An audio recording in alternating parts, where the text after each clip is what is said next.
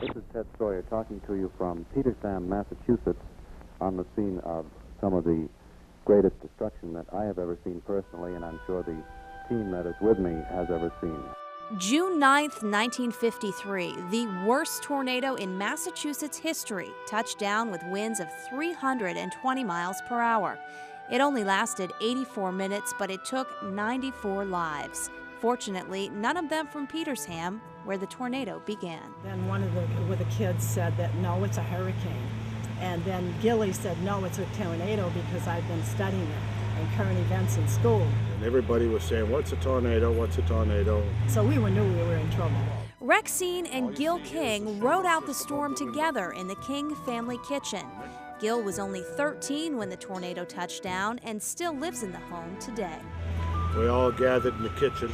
I was all by myself because my mother had gone to work, and because I was only 12 years old, and I was terrified of thunder showers. So I ran across up to the King residence.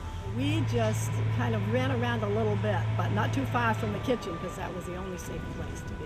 We thought we would try to get down to the basement. Got the door open about this far, and then the pressure in the cellar closed the door hard, like that. Together we just closed the door and just stayed there and huddled in front of it until it was all over. The hay from the fields went right through a wooden door. We wanted to keep something of the tornado in the house as part of the history. So this is our history for the house. We have a pear tree on the south lawn that we have a picture of here.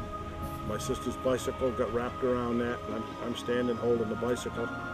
And that tree has survived the last 50 years. It still has that curl on it, and the tree is now about 50 feet tall. Signs of that day still visible today, but it could have been much worse. When it got to the swamp down back, it just changed direction and then came right on the parallel path. And that's the difference between our house surviving and the house 100 yards away being totally flattened. The ultimate path of the tornado spared everyone in Petersham that day. Gil's brother Earl survived the storm at a friend's house, and farther down the street, their neighbor Mrs. Larson is lucky to have survived at all. But being a hot, muggy day, she was very tired and decided to lay down and take a nap.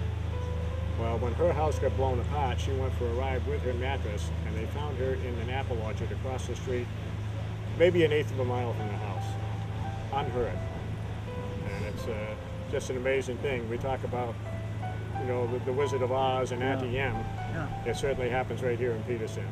The first thing after the tornado that I remember is my mother hurdling the trees and coming up the driveway screaming, "My babies, my babies." Amongst the devastation, Fire department showed up. And for one 13-year-old boy, those firefighters brought more than help that day. They brought inspiration. I think that's probably one of the reasons why the last 50 years I've been on the fire department.